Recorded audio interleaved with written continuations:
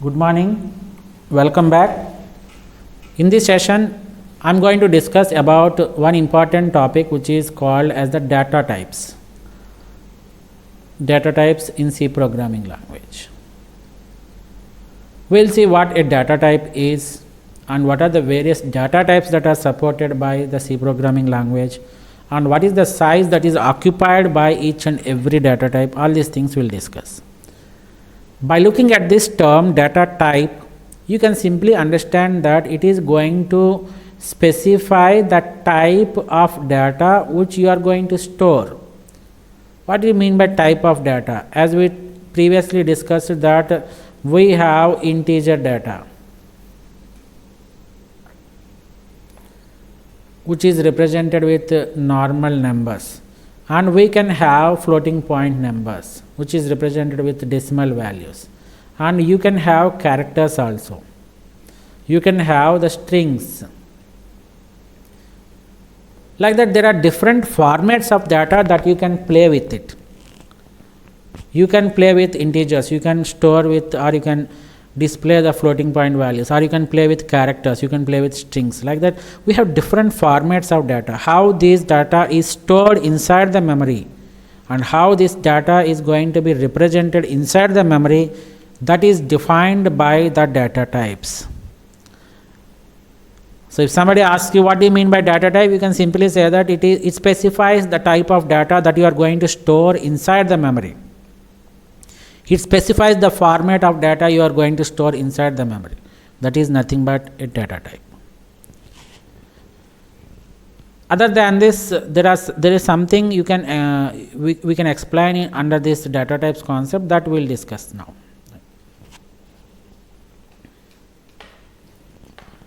So the type of a variable, let us postpone the discussion of the variable for the next topic. Let us remember, let us agree that we have something concept called as the variables in C. By looking at this term, you can understand that a variable is something that is going to change, vary is nothing but change.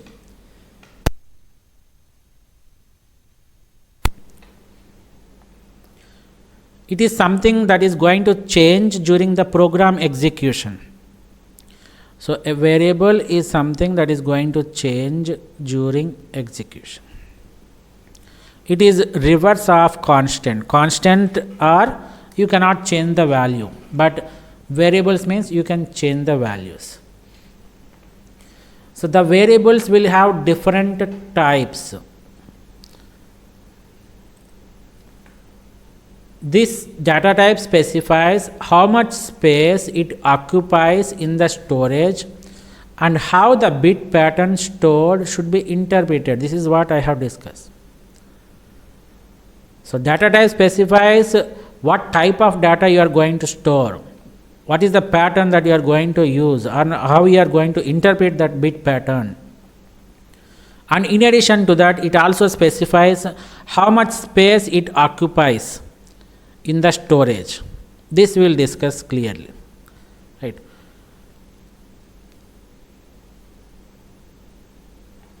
With the clear idea of what a data type is and what is the purpose of this data type, let us have a discussion on the types that are supported in the C programming language.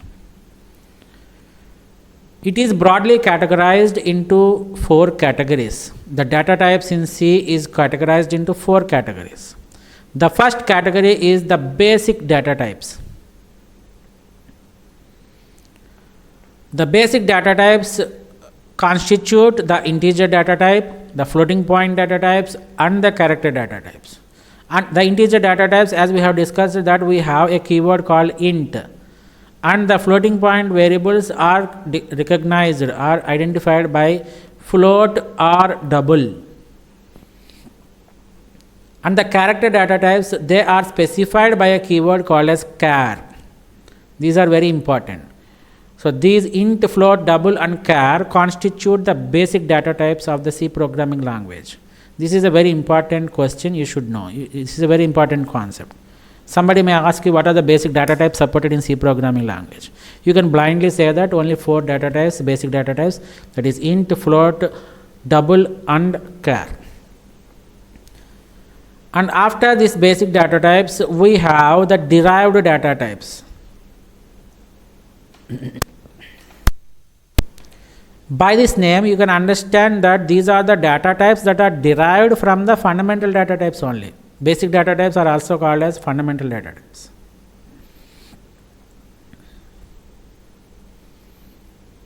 So these derived data types are going to be derived from the fundamental data types. That is the reason why we call them as the derived. Examples of derived data types are pointers, arrays, functions. These things come under the derived data types. And the third category is the user-defined data types. The name itself is specifying that these are the data types that is defined by the user. So if the user wants to create his own data type, all these int, float, double, char, pointer, array, functions, everything is supported by the C programming language. In addition to these basic data types and the derived data types, C programming language also provides the flexibility to the programmer to create his own data structure, own data type. Those are called as the user-defined data types. Examples of user-defined data types are structures and unions.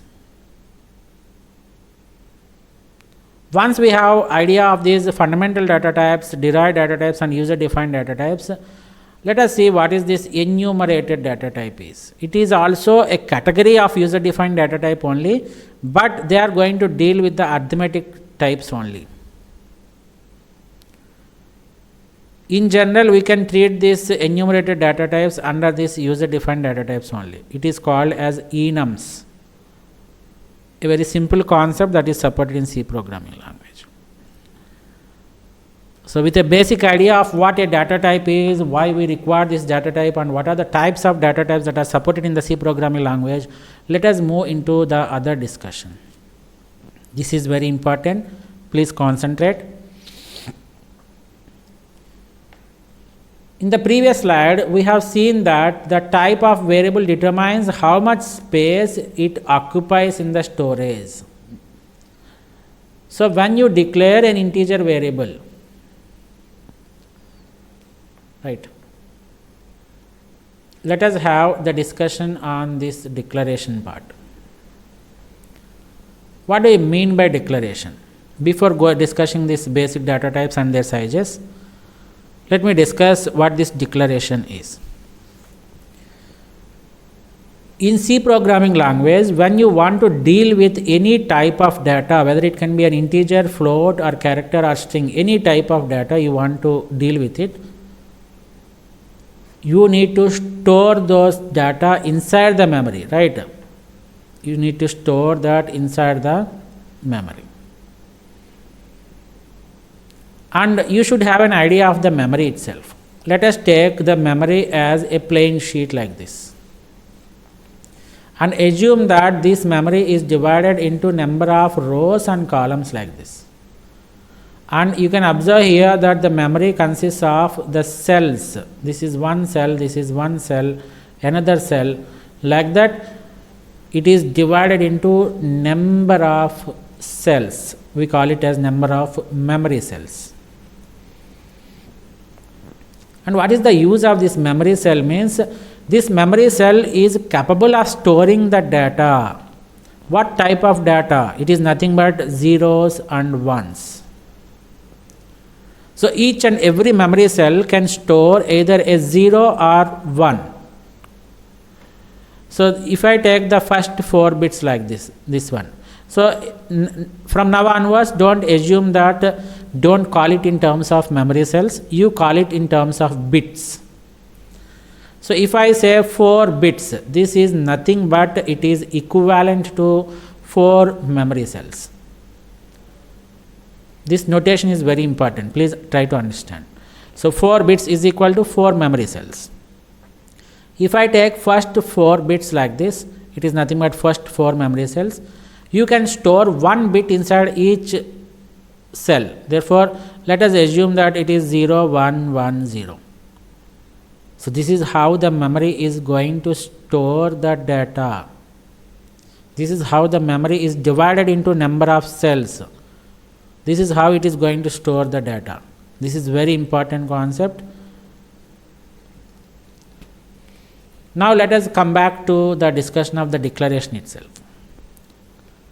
As I told that when you want to write a program, you will be dealing with different types of data such as integer, float, character, string, any type of data you want to store inside the memory, any type of data you want to deal. First of all, you have to store inside the memory. And how you are going to store inside the memory means by making use of the declaration statements. The declaration statements in C programming language are used to store used to allocate the sufficient memory by the compiler. So who is going to allocate the memory for us? It is nothing but the compiler. Compiler plays very, very important role in the programming languages, especially in C.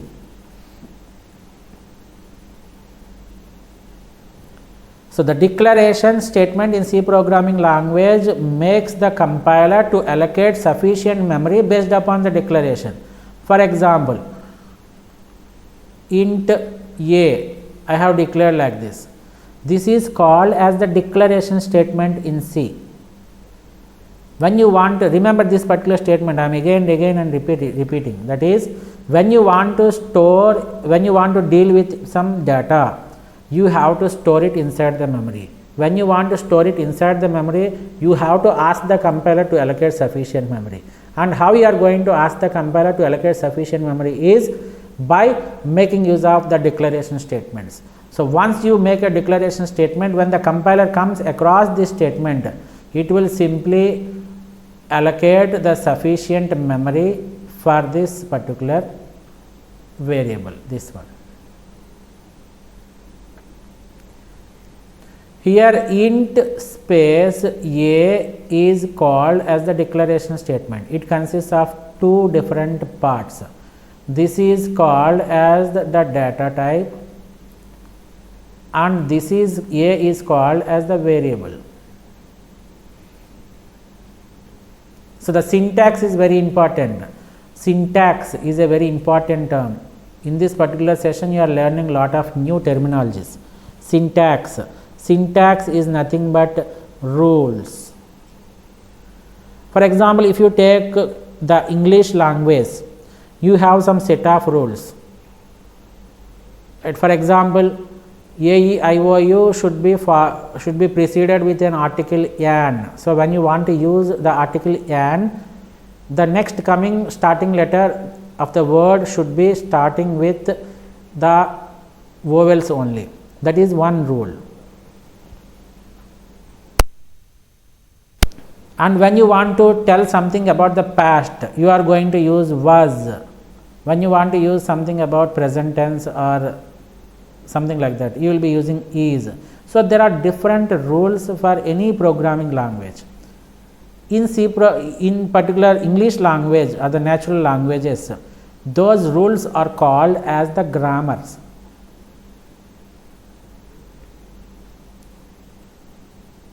So you should first learn the rules, you should first learn the grammar in order to have good sound knowledge in the English language. But we don't do all these things. In the similar fashion, the computer programming languages, they also have some rules to be followed by the programmer. Those rules programmatically are in the programming language, those rules we call it as the syntax. So simply remember one term, that is syntax is nothing but the rule. So syntax for each and every construct in C programming language is very important. So if somebody asks you what is the syntax for the declaration, means generalized syntax is data type followed by variable name and semicolon. This is the generalized syntax for the declaration of a variable. And every statement, remember here that C programming language, every statement will be ending with the semicolon. This is semicolon. This is called as the statement terminator. Lot of new terms you are coming across here. It is called as statement terminator. Why it is called as terminator means it is ending. So every statement will end with the semicolon. That is the reason why semicolon is called as the statement terminator in C programming language. So this is the generalized syntax for declaration, which starts with data type followed by space followed by variable name, and it will end with the semicolon. And this data type can be any fundamental data type. Like, what are the fundamental data types we have? Int, float, double, char. You can make use of any fundamental data type, or you can make use of the user defined data types as struct, like that you can use. That's a different case, we will talk it with that. And the second one is the variable name, and it is nothing but an identifier. Whatever rules we have defined for an identifier in the previous sessions, what we have discussed, those rules you have to follow for giving the names for the variables also. Any name that you give for the C program, any construct in the C programming language, you should definitely follow those rules. So by this time you will be very clear, you are clear, right? The declaration is nothing but it tells the compiler to allocate how much memory is required for that particular variable that should be allocated. So without declaration statement, there is no memory allocation. Without memory allocation, you cannot store the values. Without storing the values, you cannot write the programs. So that is the importance of declaring a statement, declaring a variable. And once you have the clear idea of this declaration, let us discuss one more thing, which is called as the variables. We are not discussing about these things. This is something extra points we are discussing here. Variables. The name itself is saying that these values are going to be varied from time to time or during program execution. So at one particular point of time, the variable can have a value of 10. Once you do some manipulations, it may store 20 or it may store some 50. So from time to time, the value of the variable is going to change. Those are called as variables. But that is not the actual purpose of the variable. That is one of the purpose, but the actual purpose of the variable is they can be treated as the alias names to the memory locations. So let us discuss on this. For example, assume that these 4 bytes, I told that the memory is divided into number of memory cells, right? And every memory cell can be identified by an address. This is very important. So this cell will have an address, this is having an address, and this will be having an address, and this is having an address, and every memory cell will have an address like this. So if every memory cell is having the address,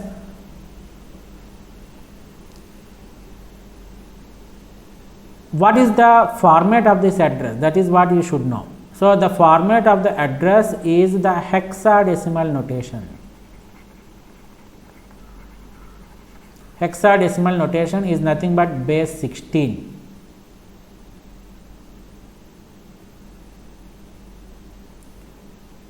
So this cell will have the hexadecimal notation, this cell will have the hexadecimal address, every cell like that, any number of cells that are having inside the memory, everything will have the hexadecimal notation. And the problem with the hexadecimal addressing is it is very difficult to remember. The hexadecimal notations. So what programmers has thought is why we need to deal with these difficult and unable to remember the hexadecimal notations. So they thought of giving an alias name, the secondary name to these collection of memory addresses.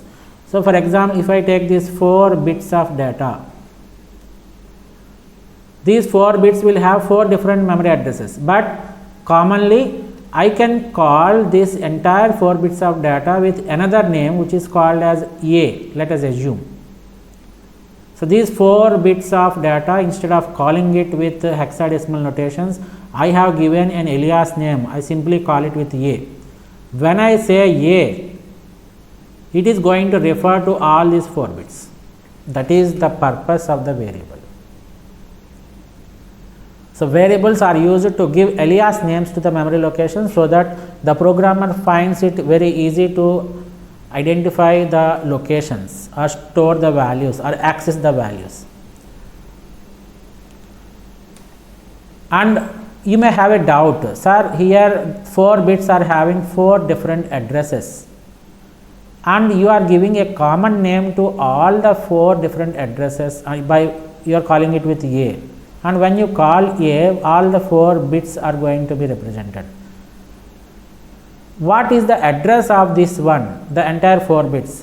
What is the address of the entire 4 bits? That is what you have to, you may have a doubt, right? So at this point, what you have to understand is all these 4 bits of data is combinedly having a common memory address.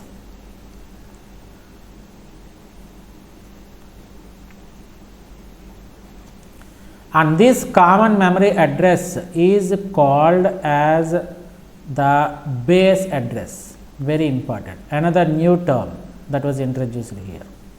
It is called as the base address.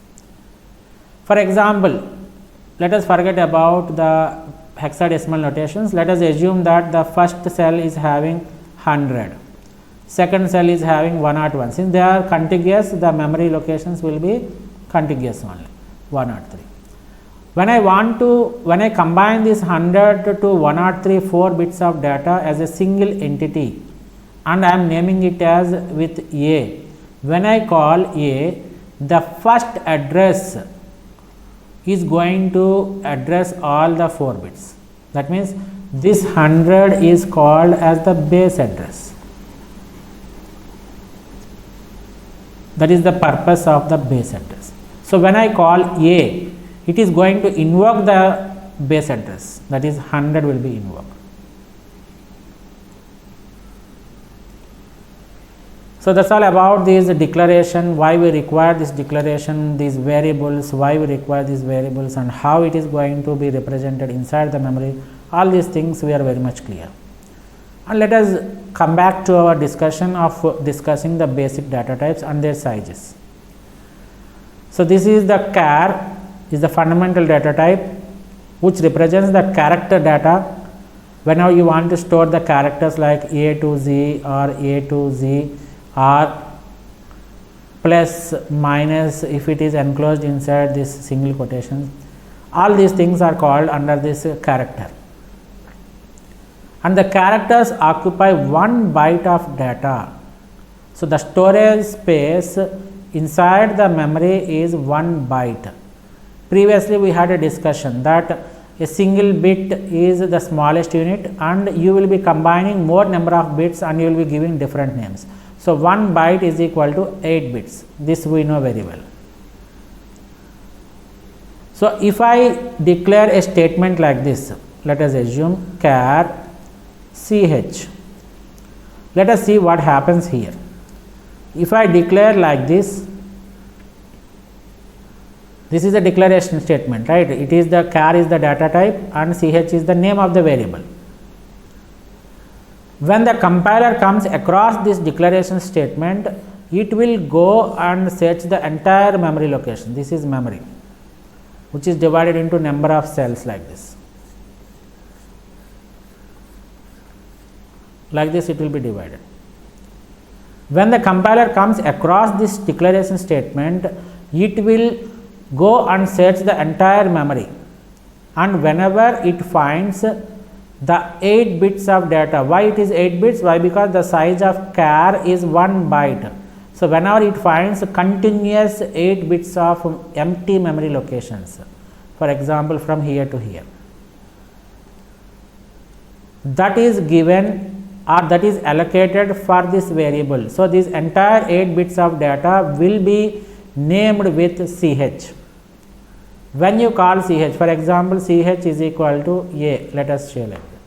So this character a is stored inside these 8 bits of data. How we are going to refer these 8 bits of data? By making use of the variable. That is the reason why all the memory locations, 8 bits of memory locations will be called with a common name which is called as ch, which is also called as alias name.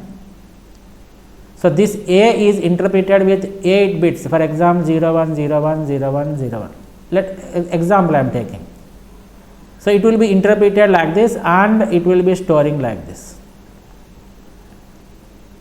So this is how the variable stores the values.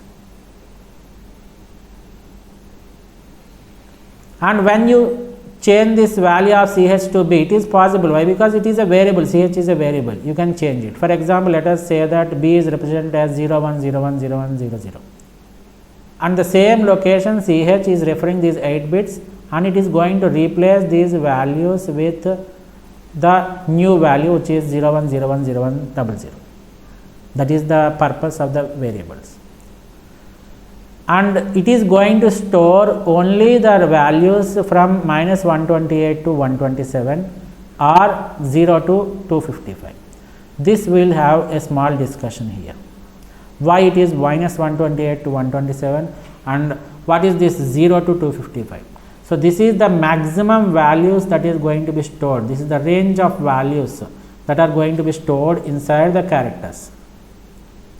How we got this value means, let us have the discussion.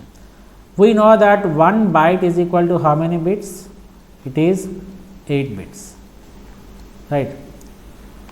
Let us take the 8 bit cell like this.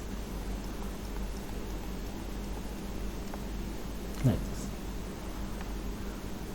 Listen carefully, this is called as the least significant bit, LSB.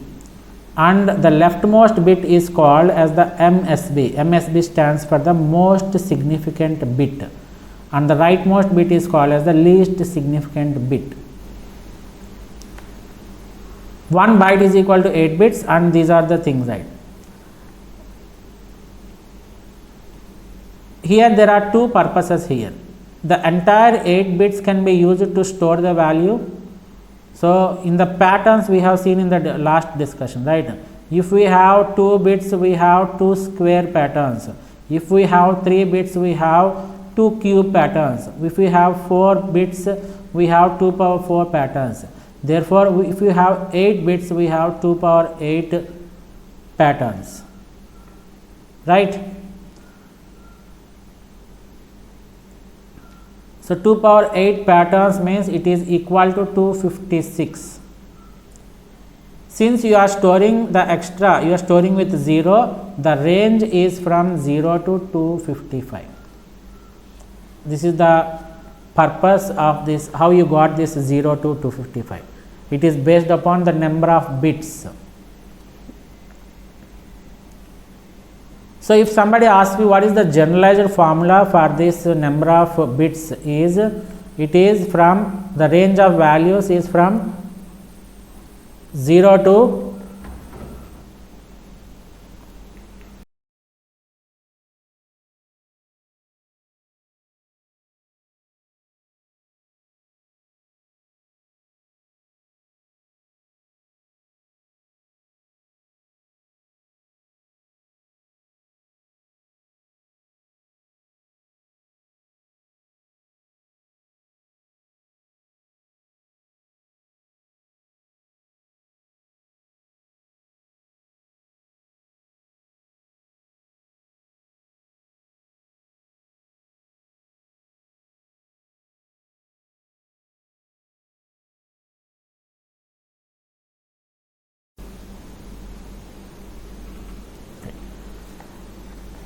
So this is how we get the range from 0 to 255. But what is this minus 128 to 127? This is the doubt you will be getting. So you should understand two important terms here. One is the unsigned char and the signed. These are nothing but the qualifiers. I told you in the earlier discussions also, qualifiers. It is going to qualify the value that is going to be stored inside this one. So what is this unsigned and signed? Unsigned, the name itself is saying that it is not having any sign. Sign is in the sense positive, sign in the sense positive or negative. When you don't have the sign, so everything is positive only. When you are representing the signed character, it represents both the positive as well as the negative values also. This is the meaning of signed char and unsigned. Don't forget about this char. The meaning of qualifiers signed and unsigned is, signed means it supports both the positive as well as the negative values. The unsigned means it supports only positive values. So what is the difference? How we are going to differentiate means, as I told that 1 byte is equal to 8 bits. If it is an unsigned integer, unsigned means only positive values. So in this case, what you are going to do is, you are going to take the entire 8 bits of data to store the value. So if you are using 8 bits completely to store the value, the number of combinations you get is 2 power 8, that is 256. And the range of values is given by this formula 0 to 2 power n minus 1, which is 0 to 2 power 8 minus 1, that is 0 to 255.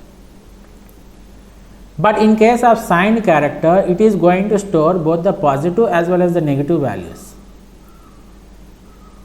For this purpose, in order to differentiate the positive and negative values, the MSB is being used. So the leftmost bit, that is most significant bit, is used to store the sign. So we have only two symbols, plus and minus.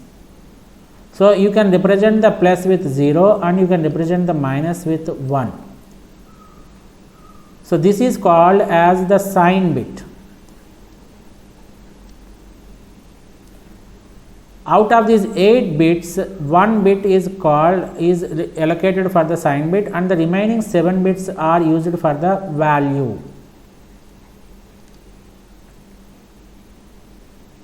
So what happens here is, these 7 bits are used for the value, therefore we will have 2 power 7 combinations.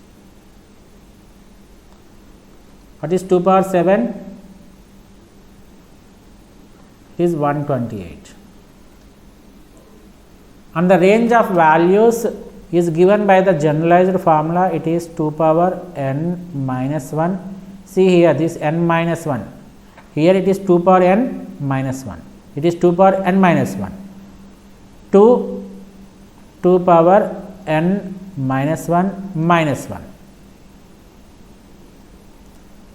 So if you substitute the n value here, n is only 7.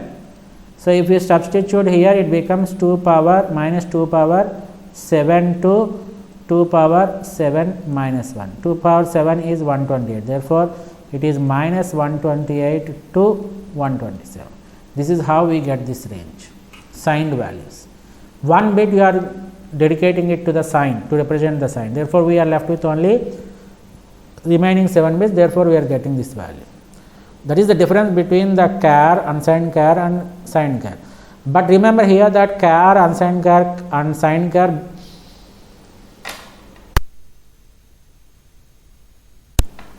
everything they are using only 1 byte, that means 8 bits.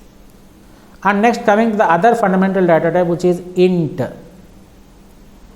Int occupies a storage space of 2 bytes or 4 bytes. What is this, sir? Either it can be 2 or 4. What is this 2 or 4 means? This 2 bytes is to the old compilers, and this 4 bytes is for the new generation of compilers. So previously we used to have the compiler which supports the integer size as 2 bytes. Now we have 4 bytes. So forget about this. 2, you just forget about it. 4 bytes. Now what is the range of values means? You have to tell it, you have to express it in terms of both the signed integer as well as the unsigned integer also. So signed integer means 4 bytes means how many bits? It is 4 into 8, that is 32 bits. So for signed int, the range of values you can give it as minus 2 power n minus 1 to 2 power n minus 1 minus 1. Here n is equal to, it's not 32. Why? Because signed means one bit we will be dedicating it to the sign. Therefore, we have only 31. So it is minus 2 power 31 to 2 power 31 minus 1. This is the range. This is for 2 bytes. This is for 4 bytes. This one.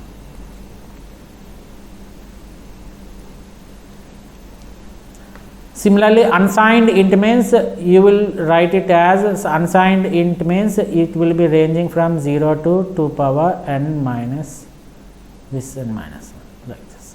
So it is 0 to 2 power 32 minus 1 like this. And coming to the short, this is another qualifier. Short means I don't have these much of values. I don't have the range. I don't need to store these crores of values. So I want to save memory. At that particular point, there is no need to use the integer. You can tell the compiler that please short the memory. You just make use of just 2 bytes for the integer. So that is done by making use of short. Again 2 bytes means it is 16 bits. So for the unsigned or the signed integer, it is minus 2 power 15 to 2 power 15 minus 1. This is the range. Similarly, unsigned short long. Long means it is going to store the entire integer value. It is going to occupy 4 bytes. Similarly, we have other qualifiers like unsigned long. So the number of qualifiers you can attach it to the basic data types. Once we are clear about this one, let us move to the other data types, which is the float. So you can see here that the entire thing, the 3 differentiations what you see here, these come under the category of floating data types only.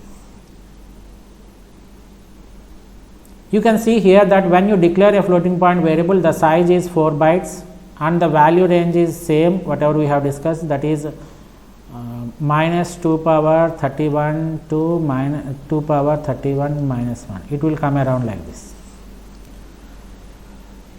Double is also used to store the decimal values, but the storage size is 8 bytes.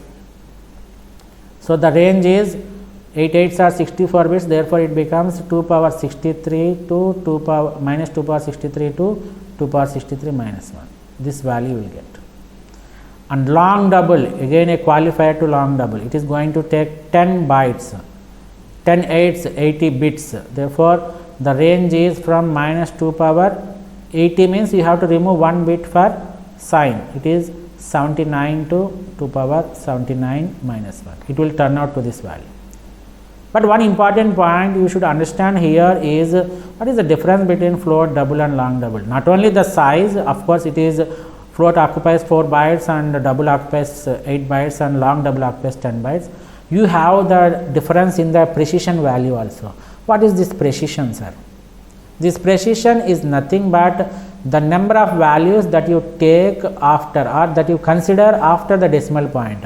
For example, let me take 10.25. After decimal point, I have 2 decimal values that is considered. So the precision will be 2 here. Let us take the same example, 10.2546. What is the precision here? After decimal point, I have 4 digits that are considered. Therefore, precision here is 4. Let us take one more thing, 2, 5, 4, 6, 3, 7. Here I have considered 6 digits after decimal. Therefore, the precision is 6. Whenever you want to represent the accurate values, you have to consider the more precise data types. So precision plays very important role to store the largest values or to store the least values. And whenever you want to specify the accuracy, you will be specifying it in terms of precision only.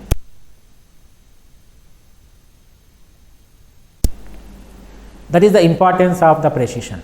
So if you consider the floating data type, you have only 6 decimal places. So after decimal point you will be considering only 6 digits. And if you consider this double, so more precise value you want to store and more large value or the more smallest value you want to store, you will make use of double. So it has 15 decimal places of precision. So after dot they will be considering 15 different digits. And if you want to have more precision, go for long double, which is having a precision of 19 decimal places. So after decimal point it is going to consider 19 digits. When you want more and more precision, go for double. When you want more precision, again go for long double. This is the choice you have with the different data types. Right. So this is all about today's session. In today's session we have started, let us have a quick recap. In today's session we have started our discussion with the data type definition and what are the basic data types, what is the purpose of the data type. The main purpose is how much space is allocated for a variable in the storage is defined by the data type, and how you are going to store the data, what type of data you are going to store, what is the bit pattern you are going to interpret. All these things, information will be given by the data type.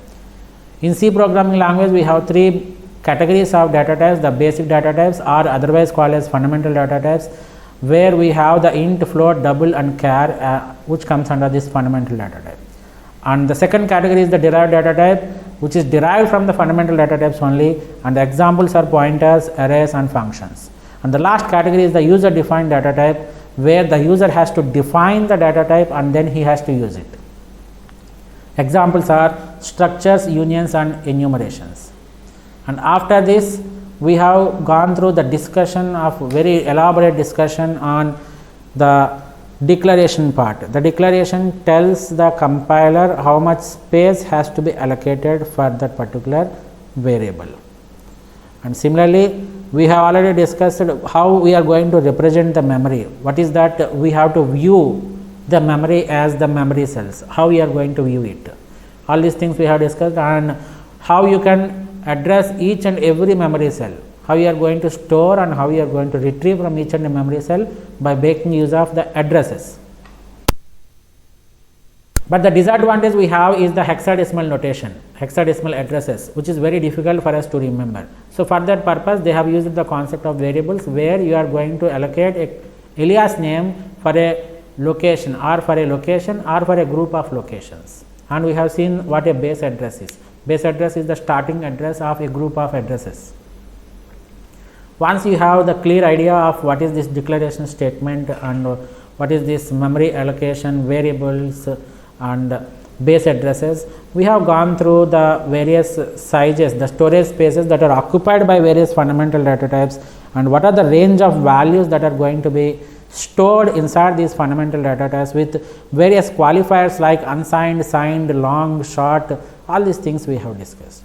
So the generalized formula for the range of values for signed integers is -2 power n minus 1 to 2 power n minus 1 minus 1, where n represents the number of bits. It is bits, not bytes. And the range of values for the unsigned integer is 0 to 2 power n minus 1, where n stands for the number of bits. What is the difference between the signed and unsigned means? We have seen that signed means it is going to store both the positive values as well as the negative values.